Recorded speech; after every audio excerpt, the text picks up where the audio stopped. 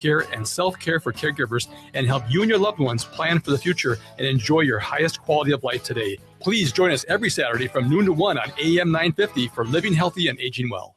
With a look at your AM 950 weather, I'm Patrick Lilia. Clear skies tonight with a low of 69, then more hot sunshine Tuesday with a high of 95. Cafe Latte is unlike any restaurant you've ever experienced. Grab a tray and pick from their award-winning selections of soups, salads, sandwiches, and mouth-watering desserts. Cafe Latte, Victoria Street and Grand Avenue in St. Paul, or cafelatte.com.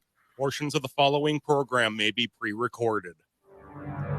The views expressed and the opinions given by the individual host, guest, random reptoid, or chupacabra may not necessarily reflect those of AM 950 Radio, its affiliates, or its sponsors.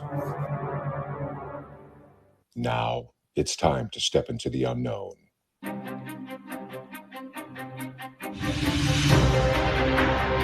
There are things people experience but never talk about. A shadow moving in the corner, flickering of the lights, a disembodied voice. We invite you to talk with us. Share your story, share your experience, because this isn't just your story. This is our story. This is Ghostbox Radio with Greg Bakken. And this is Ghostbox Radio on AM 950, where every night we talk about the paranormal, ufology, Bigfoot, and so much more. My name is Greg Bakken, and thank you very much for joining me tonight. Happy Monday, everybody. Well, it's our favorite day of the week, isn't it? I bet you're all just really excited to be back at it and everything else. But let me tell you, just a mere 4 more days until we're back at the weekend again, right? Actually, I really dislike that. I really hate living for the weekend. You know what I mean? I just want to enjoy every day that I can. So, just try to bear through it, find something good every day to enjoy, right? And just go with it, right? So I got to tell you all something that happened today that I found very interesting. And, obviously my first instinct is to say this is paranormal, but that's not the case. We don't know what it is. It could just be something very simple. But for those of you who watch my program on Facebook, Thursday and Fridays, I do the program from my home. And you might see that I have a reel-to-reel player in the background behind me. I have, because I'm scary and spooky, I also have a Raggedy Ann doll, just like Annabelle, behind me. And then I have 2 candlesticks that are lit. Well, let me throw a little bit of a secret on that. They are not actually real candlesticks. I can't afford real fire. But what they are is that you put a battery in them and you take out the candle from the holder, and there's a on and off switch at the very bottom, underneath it, that turns the candle on. And after Friday's show, as I always do, I take the candles out of the holder, I turn them both off, and I put them back. They're off. Saturday, they're off. Sunday, they're off. And then today, I come downstairs in my house, and I look into that room, and one of the candles is on, and it's the one next to the Raggedy Ann doll. And that is very interesting. I do not know how that's possible. I do not know what made that happen, but it's bizarre because it's not easy to turn on. And I turned it off, and sure enough, the button is to the on where I had it to the off on Friday. So I don't know what's going on there. But tangentially to that story, Saturday, a bunch of boxes fell down in there. And I thought it was my cat Linus. And it could still very well be. But now I'm starting to wonder, was that the case or not? Finally, to this story, Shar, actually, the day I brought that doll into the house, the minute, not the day, the minute I went outside, grabbed that doll and brought it in because I got it from Etsy, she messages me and she says, do you know, and I can't remember the person's name. She gave me a man's name. Do you know this person? Because that spirit has just entered your house at the very same time I brought the doll in. So what am I trying to say here? Am I trying to say that the doll, like, that's a very big cliche, isn't it? That the doll's haunted? I don't know. But that light being on sure was something that got me very, very interesting. And I just really wanted to kind of share that with everybody before we move on to death, because I just wanted to get it out in the open. I just wanted to get it out there. You know how it is. Kind of exciting. We'll see. I'll let you know if anything else happens with that over the next couple days or so. It's currently off. Quite frankly, it could stay off. That's all I want. But that is my paranormal studio story that I needed to share with everybody. So from there, we're going to move on to our guest tonight, who we've had on before. I'm really excited to have her on again. And there's another reason why I'm really excited to have her on.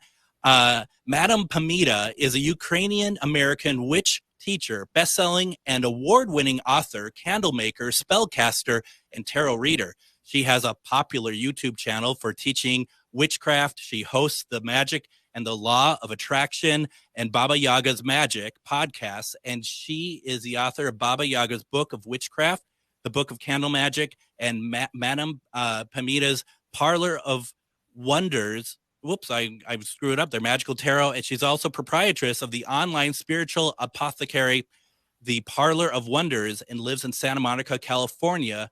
You can find her at parlorofwonders.com. Madam Pamita, welcome to Ghostbox Radio. Oh, hi, Greg. I'm so glad to be back here. We had such a great time last time we were together. So, yeah. And I love that story, by the way. Oh, my gosh, what a great story. I'm glad you love it. I don't know what to make of it, quite honestly. But, I'll let you know if anything happens with that. But the real news here, though, tonight is that you are wearing quite the T-shirt that is very much local to Minneapolis, especially Northeast Minneapolis.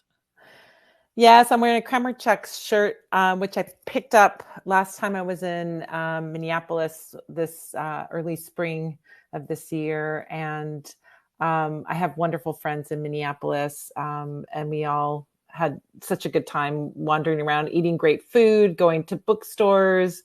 I just love Minneapolis. I try to make it at least once a year in the good weather. I've been in the middle of winter too, so I think I've earned my stripes. Yeah, that's so true. And it's if you can make it through a visit in Minneapolis in January or February, I think you could do just about anything. Yeah, it's for a California girl. I always say to my friend Sid, I always say, "Oh my gosh, I'm a little orchid. I need my warmth." But I love Minneapolis and Minneapolis people, and Kremerchuk's is amazing Ukrainian food. There's nothing like it. So good. And for those of you who don't know, Kremerchuk's is over in Northeast Minneapolis. It's been there for many, many, many years. I mean, me growing up in the Northeast Minneapolis area, we had gone there mainly for Easter. We'd go there quite a bit for Easter. And Pam, one of the things that we talked about prior to going on the air was my rampage about Nyes, which is pretty much kitty corner from Kremerchuk's. That was another staple of me growing up. My parents liked to go to this kind of nightclub, not nightclub, but supper club, I guess. Supper club, yeah. Sort of place. And boy, we had we'd have a lot of fun going to that place, but they tore it down. And anyone out there in the Twin Cities who dares tell me, oh, but they rebuilt it, oh, they made a new version of it in the same spot, stop it. Just stop it. I don't want to hear it. It's it's not dirty walls. It's not grungy, anything. And most of all, you don't have, I could be wrong in this one. They certainly don't have that woman who did the Polish music and the organ music. Yeah, the polka player, the accordion player. She was amazing. Yeah, I've been going to Minneapolis for, gosh, long time now, and all these places I think are so precious, and it makes me a little sad that things are changing. But I guess that's what happens. So that's progress. Yeah. That's what they tell us. Yeah. Tonight we're going to be mainly talking about curses. I asked Madam Pamita if she could talk about curses tonight, because I don't know really anything about them. I thought it'd be an interesting conversation. For those of you who would like to take part in the conversation, we are streaming we're streaming live video on AM 950 radio, as well as the Things Network and Ghostbox Radio with Greg Bakken. Please go to that page and like it, but also go there and post your questions if you have any. And I know, Madam Pamita, you have you're streaming to some of your social media locations as well, if I'm not mistaken. Yeah, I'm streaming over to my YouTube channel. So yeah. How fun. Well, let's talk a little bit about, as I said, let's have fun, talk about our subject tonight, but that seemed so weird to say. And, that's me. Curses, one of the things as I'm trying to formulate what this show is, one of the things I was thinking about is like all the things that I've always been curious about. And one of them, is curses. And is there a difference? And I know a lot of these questions I'm going to ask are going to sound very like rudimentary and very much a novice, and I certainly am. So, but I'm hoping that it helps other people out there who've always wanted to know as well. Like a spell and a curse, are they the same thing? Well, spells can be done, for any purpose. I mean, we can.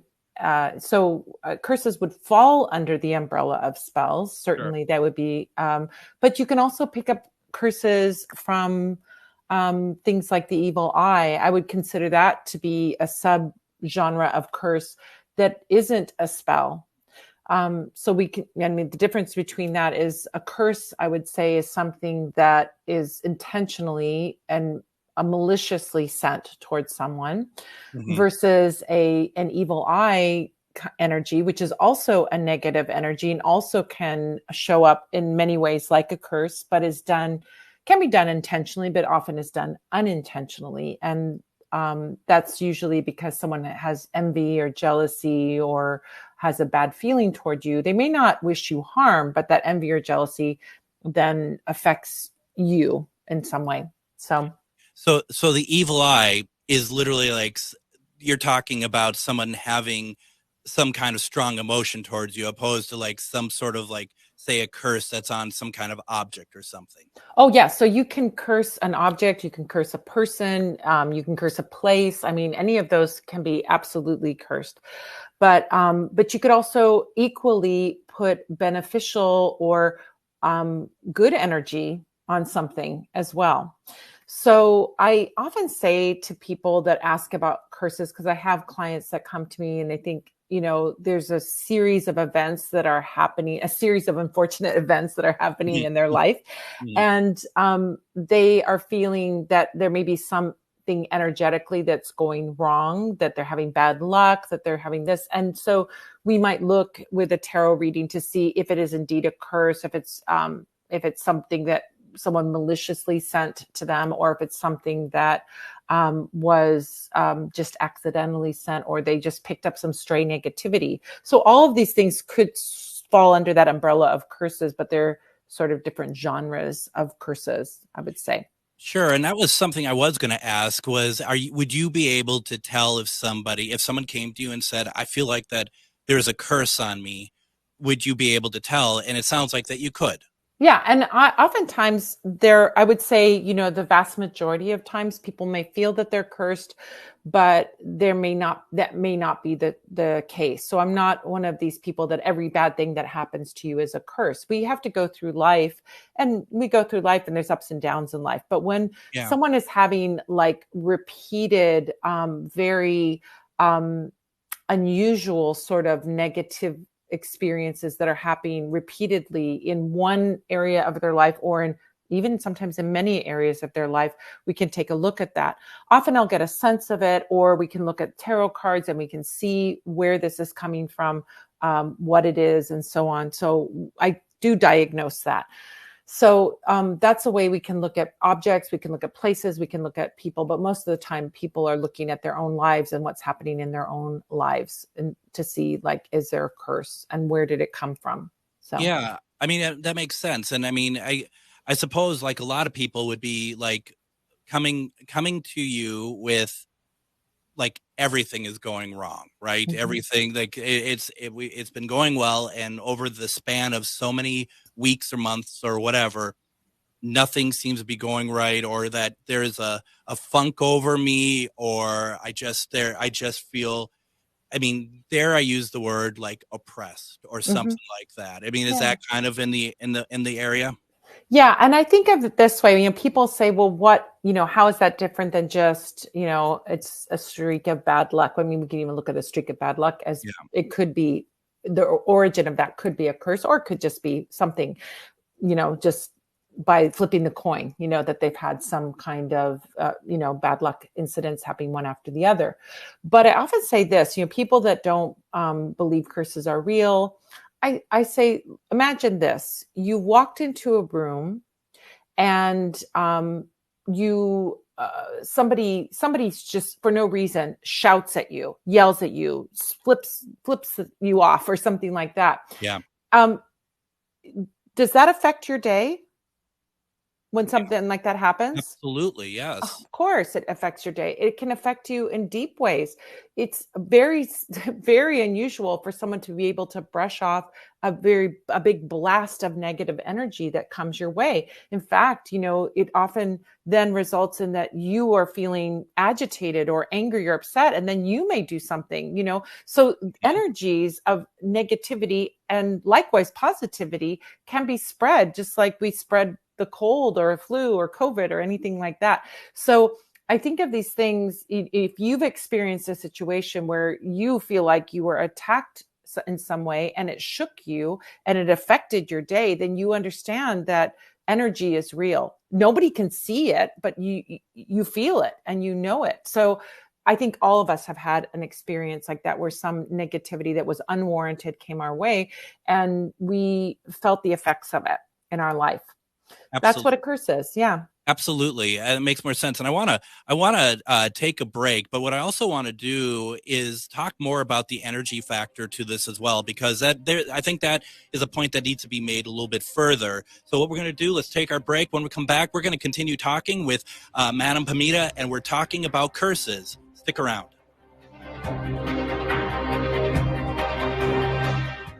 Hot from 30 Bells on Main Street in Hopkins, my co-founder Tom and I developed our restaurant to celebrate everything Midwestern cuisine has to offer. Our upbeat neighborhood gathering place brings together bright personalities, bold recipes, clean ingredients, and craft spirits that play with unique flavors of the Midwest. The menu at 30 Bales is inspired by seasonal ingredients grown close to home. Some favorites include our devilish eggs, beet salad, short rib pot pie, and our decadent burgers. Join us for lunch, dinner, and weekend brunch. Go to 30bales.com to learn more. Hey, it's Patrick for Zero Res. Allow me to give you a couple of the most important cleaning tips that you need to know. Vacuuming is not sufficient to maintain the cleanliness and lifespan of your carpet, period. My friends at Zero Res use their platinum-rated cleaning system that safely and effectively removes all that deeply embedded nasty dirt, dander, and bacteria. Not only does the patented Zero Res process clean better than anything on the market, surfaces dry faster, and your home and business will stay cleaner longer, guaranteed. July is National Carpet Cleaning Month, and because of that, check out this amazing deal Zero Res has going. Zero Res is offering 3 rooms starting at just $129 and get a 4th room free. It's also the perfect time of year to get your air ducts cleaned this month and take 20% off any air duct cleaning. Call 952-ZERO-RES or go to ZeroResMinnesota.com and ask for the AM 950 special. That's Zero Res. Tune in for Philosophy Talk, the program that questions everything. Except your intelligence. Coming up, Hypatia of Alexandria. Hypatia was a gifted ancient philosopher, mathematician, and astronomer. Her ideas were considered so dangerous, she was actually murdered for them. So what was so revolutionary and dangerous about Hypatia's philosophical ideas? Hypatia of Alexandria. Next time on Philosophy Talk. Philosophy Talk, every Sunday at 8 a.m. on AM 950. And welcome back to Ghostbox Radio on AM 950. My name is Greg Bakken, and we are talking with Madam Pamita, and we're talking about curses. And in a way, I think this is all part of what you do in the sense of total knowledge or whatnot. But you are very much the opposite of curses. You're about love and light and good and stuff. Do you find yourself having these conversations often? I do, actually I do, because I have clients, I work with clients, I teach students how to do spells, witchcraft and spells. And then I have clients, of course, that come to me, want me to do spell work for them or teach them how to do spells and so on. So, curses come up often. It's not a topic that I talk about once every year or something like that. Right. So it's part of the job. So yeah, exactly. When, so, one of the things that we were talking about in the last segment was about energy. And I think that you answer that very well, but I feel like that I want to talk about it a little bit more is, I have somebody who I recently got a reading from who I admire and respect quite a bit, but she had said to me that she doesn't believe in curses. Do you see any reason why someone, especially in the field that you're in, wouldn't believe that curses exist? Well, I think it's probably, and I can't speak for someone else's, path or what they believe in or anything like that, but I do know that there is, I think it's probably, I'm guessing, a reaction to the fact that many people think that everything is a curse. Not everything is a curse. And so, people think I stubbed my toe, my gosh, I'm cursed, that they think everything is a curse. So I know that curses exist. I've experienced this, and I've experienced with clients, and I've removed curses. So if something is bad and you can do some action to remove it and you see a difference, I think that to me is the evidence that this is real. But I also think that there's some unethical scam artists that are out there, honestly, that if you go in for a $5 palm reading, how is that person making any money to pay their rent if they're only doing $5 palm readings? Well, it's because you go in there, they look at your palm and they're like, oh, you've got this dark cloud over you, you're cursed, this and that. To remove the curse, you need to, give me $1,000 and I'll do this thing. I think that's the reaction of that. So some people react in that way of like, there's no such thing as curses. And it's also a perfectly legitimate belief. If you don't want to believe it, I'm not here to convince anybody that it's real. I just know my own experience and what I've experienced and seen and worked with and seen the results of doing the work of removing those. So, yeah. Well, and so I don't mean to sound like a warmonger or someone who wants to go after people, but my research did go down a hole of like how bad can curses get? I mean, what do you see happening with curses? I mean, how bad can it affect somebody? Well, I mean, there are curses, and there have been things like cursing. I mean, extreme curses. There's been things like cursing people. There's a spell called a doom spell, spelled D-U-M-E, stands for death unto my enemies. So there's a curse that you're wishing someone to die. That is a curse. I mean, that is a real curse. And that kind of thing can have obviously a detrimental effect on someone. There can also be curses that are, creating havoc in your life, a horrible havoc in your life, or ancestral curses where you're not only cursing the person, but you're cursing their children and their grandchildren and their great-grandchildren. And I have people that sometimes come to me that have ancestral curses, that it's not anything that was even theirs. It was something that belonged to their great-grandparents or their grandparents. And so if you think about the old country, my grandparents are from Ukraine. Curses are real. I mean, this is a real part of Slavic magic, is to prevent curses and to get rid of them. That's a big part of Eastern European magic. So, yeah. So doing the curses, and once again, I feel like that I am making myself sound worse than I am, but I'm just curious, when doing curses, what if a lay person does a curse? Is that even like a possibility, or does it need to be through somebody like a witch of some kind? Well, I think everybody it's possible for anybody. As I mentioned before, there are things like the evil eye, and a person may unintentionally be sending negative energy towards someone. The evil eye exists in Mediterranean culture. It's in Eastern European culture. It's in Latin American culture. We see this mal ojo and, evil eye and all of this stuff in Middle Eastern culture as well. So when we talk about evil eye, it's somebody looking at somebody with envy.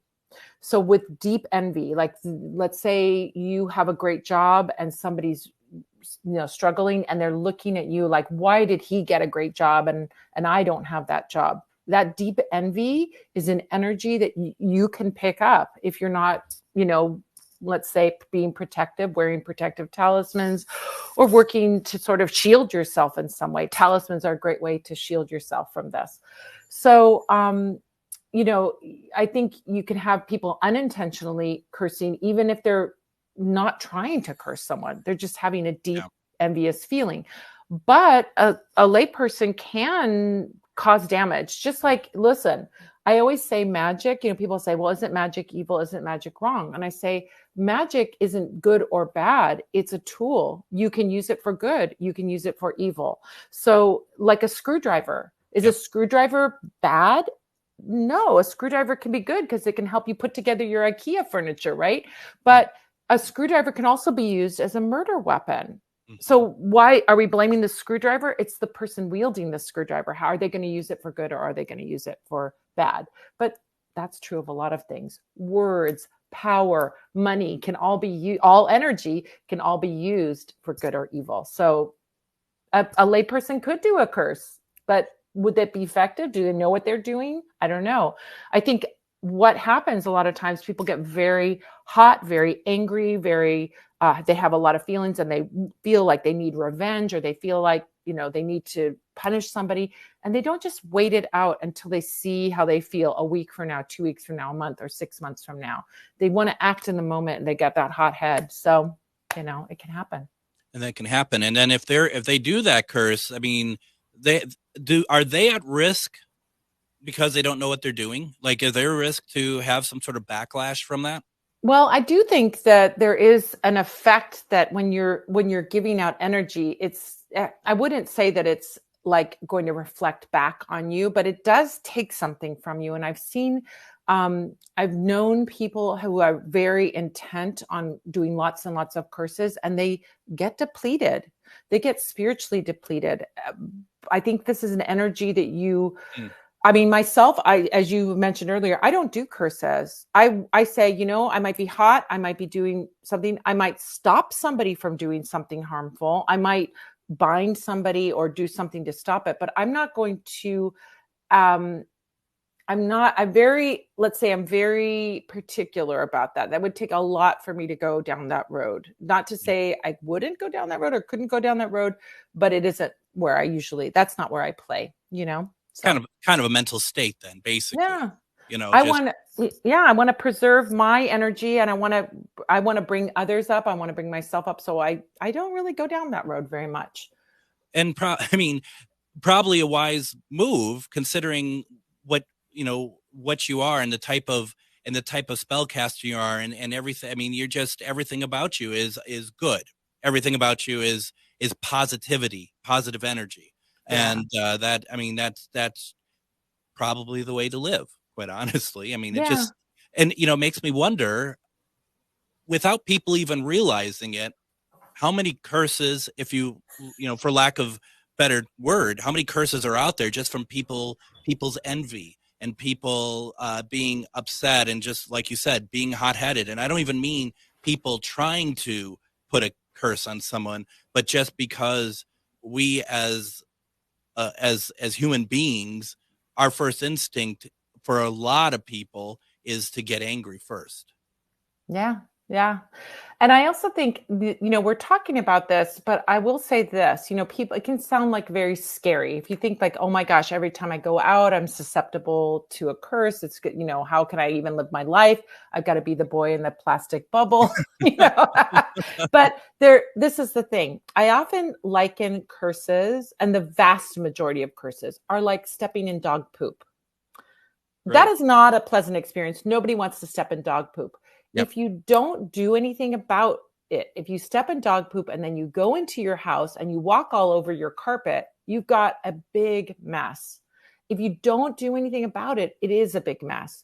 But if you step in and do some work to spiritually cleanse, or you do some work to protect yourself, you do these things, you can get rid of it. It's like washing off your shoe before you go into the house. So that's why spiritual hygiene or cleansing, spiritually cleansing, is the solution. It's not hard. It's literally as easy as washing off your shoe.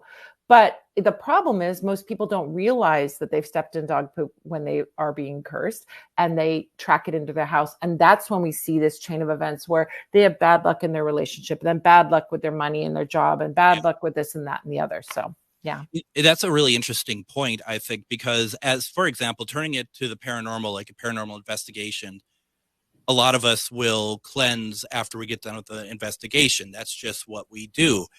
I know a good majority of the people I know do regular cleansings and whatnot, especially like the energy practitioners, spiritual worker, all that.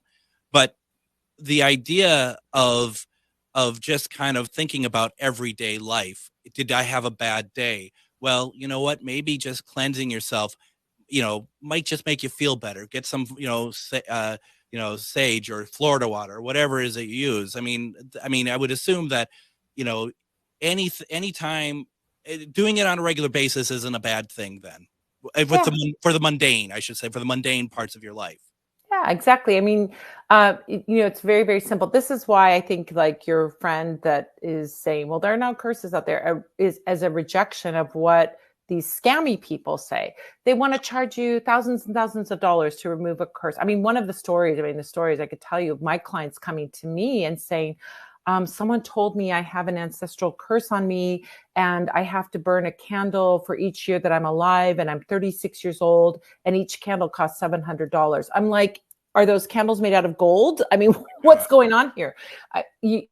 This is somebody scamming you. And I have to often talk people down from that place where someone's created fear for them, and now they start to believe it. I think that in and of itself is a curse, when you start to feel disempowered because someone told you this. It's as simple as putting some sea salt and some Epsom salt in a bath, and going in a bath with a mindful state and saying, I remove everything that is not of me, is not on me anymore. And so you can take that energy, you can use incense, you can use a smudge stick or an herb bundle and burn that. These are all traditions that go back hundreds, if not thousands of years, have worked for thousands of years, and we know they worked. So there you go. It's not hard to do, to clear and cleanse and protect and do that. And that's kind of spiritual hygiene. It's just like washing your hands. If you don't wash your hands and you start eating food with your hands, you might have shook hands with somebody who had the flu, So Absolutely. It's the same kind of hygiene, right? Well, and also I've heard you go to Kamarchek's and you get some of their brats, and that also cleanses you, is what I So that's, but it's also, if you don't have a Kamarchek's near you, then you're in trouble. I will say though, and I'm being very open here. I haven't told anyone this before. In my early 20s, I was scammed by one of those type of mediums where, they play off of your belief system. Like, you're going to help me. You're going to, I trust you. And, they had the candles that they would light, and each candle was like $250 or something like that.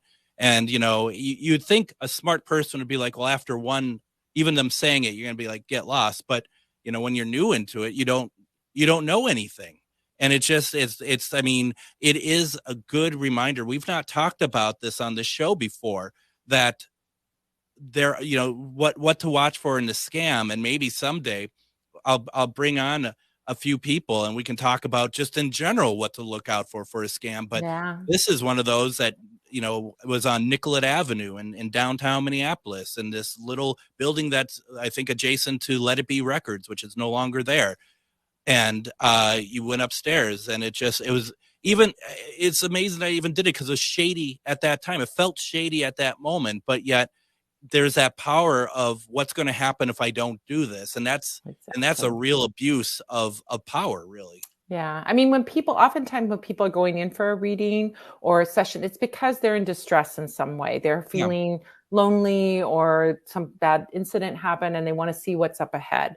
Not always the reading, but oftentimes that is the case. And my advice to everyone is, if your reader or your person, your spiritual advisor, is making you feel afraid or uncomfortable, that is your intuition telling you get the heck out of there and don't listen to what they say. Get a second opinion.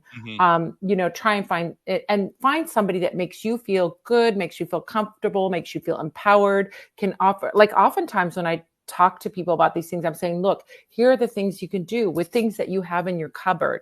It can cost pennies to do this spiritual work, and you don't need to have expensive things if you don't need to do that. So and I would assume too, like any sort of like promise of getting to what you want in exchange for obscene amount of money has to be, I mean, clearly wasn't a red flag for me when I was 23, but for anyone who's paying attention, if they're like, yeah, we can make that go away, we just need $3,000 from you, that should be the biggest red flag of them all, I think.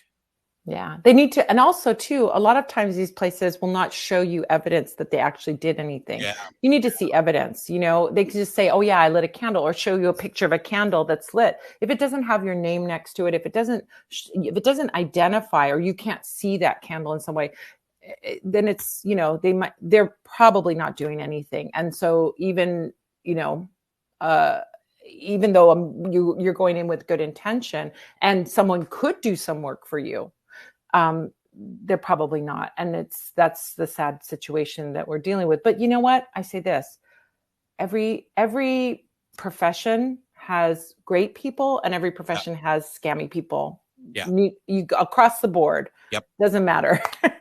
No, absolutely. Absolutely. And the only thing I remember is when I would leave the place, I could hear like uproarious laughter from inside when I was leaving. I thought someone told them a good joke. No, actually that never happened, but still they might as well have. Let's do this. Let's take another break here. When we come back, we're going to finish our conversation with Madame Pamita. We're going to talk more about curses, what's coming up for her, and everything else. You are listening to Ghostbox Radio on AM 950.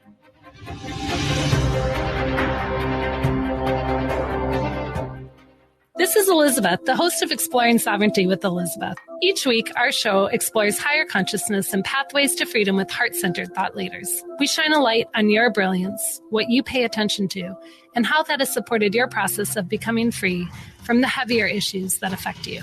There are many pathways to sovereignty. Join us each week as we explore your sovereignty and consider what's your pathway to becoming free. That's Exploring Sovereignty with Elizabeth, Sundays at 11 a.m. or anytime on your favorite podcast app.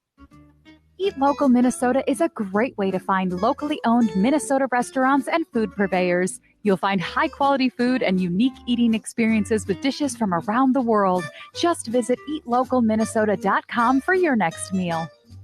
Crooner Supper Club invites you to Maggie's Lounge, an exciting new bar lounge. It's open Wednesdays through Sundays beginning at 4:30 for cocktails and light fare. And you don't need a ticket to enjoy the great atmosphere of Maggie's. So stop by Crooner Supper Club off Moore Lake and Highway 65 for dinner, drinks, and live music from both big-name local and national artists.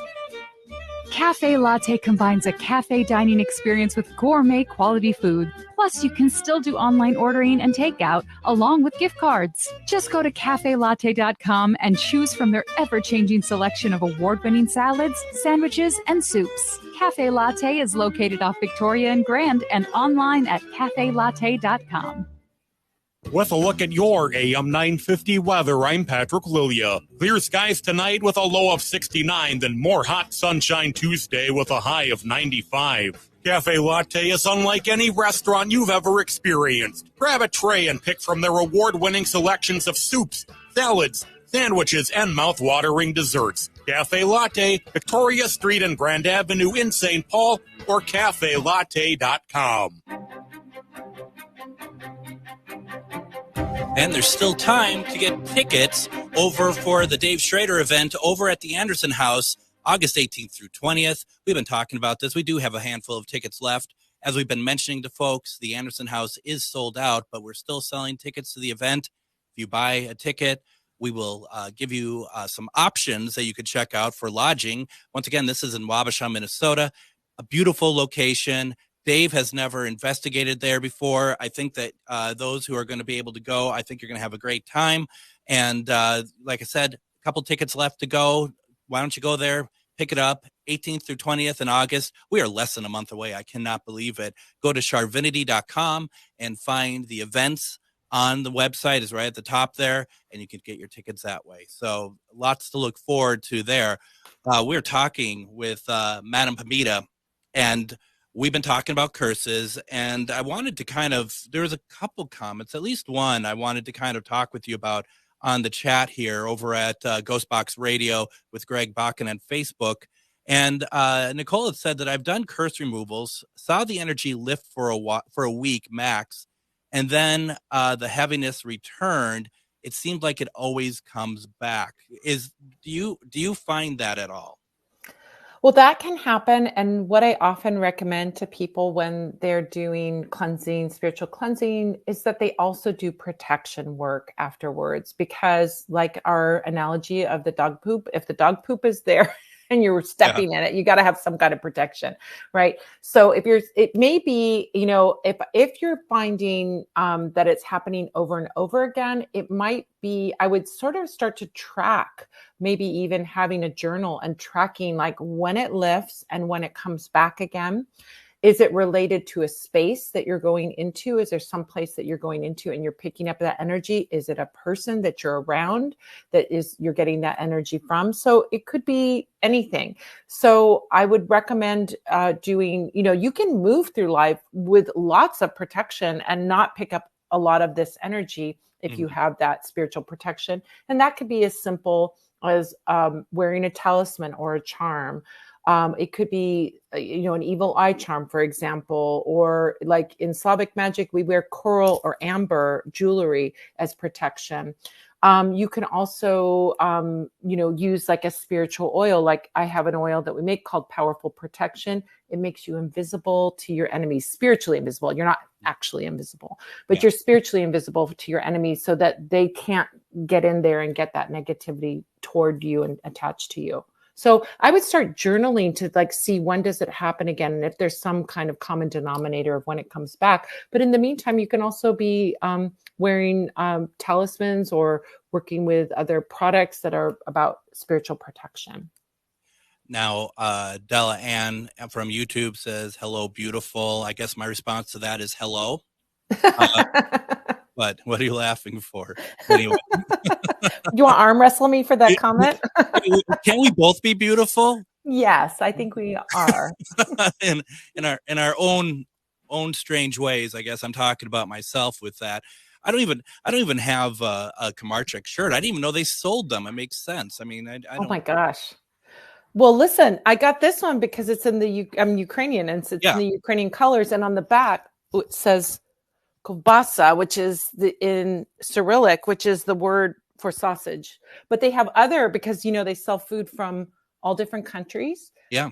They have different colors and different words on the back. I think I bought one from one of my kids, and it said beef sausage or something on the back of it. Yeah. Well, and I have a Polish background, so definitely pierogi. Pierogies. Yeah.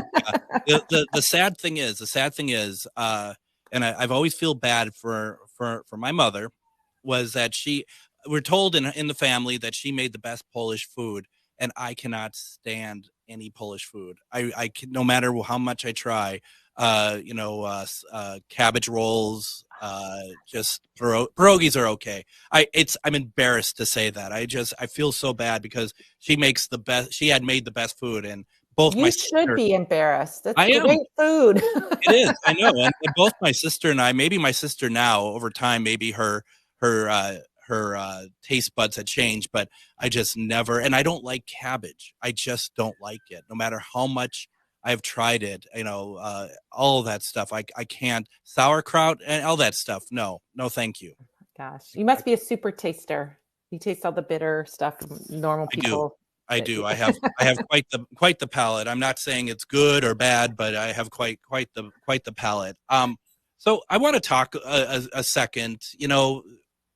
You, I would assume, identify as you say a witch, a teacher, best-selling.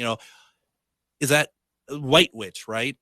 Yeah, I mean, I wouldn't use the term white and black as, that to me is kind of a delineation. People say white witch or gray witch or black witch, but I think it also has a connotation that when we look at white as good and black as bad, it feeds into racism, right? Sure. So I don't like using that terminology. I would say I'm Glinda the Good Witch, Right. who was kind of, she was no slouch when it comes to witchcraft. So I look at myself and I'm like, what do I want to create in the world? What legacy do I want to leave? And I want to bring good into the world. I want this world to be better. That saying, when you go camping, leave it better than you found it. Take away the trash, take away those things. So that's kind of my philosophy in life is I want to make this world a better place, not wreak destruction. There's no need for it. It doesn't solve anything. It doesn't, so yeah. What do you think about then witches I identify as gray witches, or let's say ones who kind of don't, they don't care. It's the way I've kind of look at it is like whatever side, whatever needs to happen that might be on either good or bad side. What do you think about that? Well, I think one of the things that for me is so empowering about following a witchcraft path is that you get to decide for you. There's I always say there's no pope of witchcraft. There's nobody on high that is telling you can do this or you can do that. Now you might belong to, a spiritual path that does have rules, but for the general person that is an individual, solitary practitioner who's doing their magic, they get to decide what's right for them. Mm-hmm. So while I might look at that and I go, oh, that's kapusta soup. It's got cabbage in it. I don't want it. Yeah. I want it. I don't know what you're Greg is going. I don't know what you're talking about, but yeah. So Greg is like, I don't want cabbage soup. I'm like, bring me all the cabbage soup, right? So I think that it's, I think birds of a feather flock together. I usually flock together with other positive people, people that are negative, people that are vindictive, vengeful, and things like that. I'm not interested in hanging around them in general. And so I have no judgment on their personal choices. Maybe I would wish that they would be a different way, but I'm not going to criticize or condemn them because I have not walked in their shoes. I haven't. So for me, I can make the choices for me. And I think that's one of the beautiful things about a path of magic, a path of witchcraft, is that you get to decide your own ethics. And in deciding your own ethics, you don't have something handed down to you. You do have to examine things and make choices and choose a path. So you can be Luke Skywalker, you can be Darth Vader. It's your choice, whichever one you want to be. I feel like that the message of the day is kind of mind your own business in a sense, and kind of stay in your lane. And I don't mean that as like so constrictive, but it certainly feels like, worry about your own stuff before you worry about others. And it seems like a good energy sort of lesson to kind of be learned, I think. Yeah. And I think it's wonderful that there are some beautiful things about looking at other people's practices, looking at what other people do and deciding for yourself, that's not for me, or that is for me, I think that's true. I would even say so far as like, if someone chooses a religion that they follow that I might not agree with, it's okay. It's not I don't have to do it. It's their choice to make what their path is, their spiritual path is. As long as like you said, they stay in their lane. When they start then say, well, you can't do this and you're bad. And then we get into witch burning times and all of that stuff. That's not great. But, other than that, I think, it's like we can all coexist. We can all coexist. It's possible to do that. Yeah, that'd be nice, wouldn't it? Yeah. Yeah. So I was also curious, we were talking earlier about just, knowing, wondering if you have a curse, wondering if, how things are. Say that you don't know one way or the other if you have a curse, and you're just feeling like you might have something, and I've heard of spells like return to sender spells, stuff like that. Do those have any value to them? Those are great spells. We call them reversing spells, return to sender spells. They're what I call very clean magic, because it's like the old playground thing. I am rubber, you are glue. Whatever you say bounces off of me and sticks to you, right? Mm-hmm. So if someone it's a very clean way of working, because if somebody is not, like, let's say you you think, oh my gosh, this person is sending me something really negative. They're cursing me. They're horrible, blah, blah, blah, blah, blah. I'm going to do a reversing spell. Say that person is innocent. They're not doing anything wrong. Then if their energy is neutral toward you or positive toward you, and you do a return to sender, you're not sending anything negative back to them. So you're not cursing them. You're only sending back their energy to them. Right? Right. We see this in a lot of spiritual practices. I mean, from feng shui with bagua mirrors, which are mirrors meant to send back any negativity sent your way. So this is a very clean way of working, because it's foolproof. Whatever they're sending to you, you're sending back. If they're sending good or neutral back, you're sending good or neutral back. If they're sending something negative, you're sending their negativity back to them, and let them deal with their own negativity. But it's clean. You're not cursing them. You're just sending their energy back. So the one that I've seen before and I have used in the past also has it where it's, you're sending that energy back, and it states if they send it, whatever energy they send back comes only as love and light, only as, and I really always thought that was very, very good, and very much in the vein of where I want to be in this community, of being able to, like, it's not about, it's in a way, it's about redemption, I guess, in a way, just being able to, let's just be good people. Right. And I think it's almost more powerful to do it energetically, that you can have that aura, you can be the best person you can be. I just, there's so much negativity that I love that in that return to sender spell that I had, that a friend gave me, that it was whatever came back comes back as love, regardless of their intention. Yeah, that's lovely. That's lovely. Yeah, it is. It is nice. And, and everyone, and I know a fair number of witches, and I know a fair number of mediums, and I find it very fascinating that everyone is very positive. If you do run across anyone who has more ill intent or anything, I haven't seen it yet, and I've been doing this for a very long time. So I find that good, and that I find that maybe your message might be slightly different than other people's message, but overall it's the same. It's the same. It might be some different words, might be some unique new takes that I haven't seen before, but at the end of the day, everyone is hoping for the same thing. And I think that's a real testament to that community. Absolutely. I know amazing witches, and yes, you cannot throw a rock without hitting an amazing witch in my world, at least, Right. I surround myself with them. So yeah. I was going to say that, like energy, you've been talking about that. Absolutely. Yeah. Like attracts like, so. Like always attracts like. Now we have less than 2 minutes left. What are you working on right now? Any new books? Yes, I got a new book coming out in September. It's called Cancer Witch, but it is about the astrological sign Cancer. So Ivo Dominguez Jr., who's another amazing, wonderful, positive witch, and I love him so much. He authored this series of 12 books, one for each of the zodiac signs, but he partnered with another witch who was of that sign, who could give the perspective of that sign.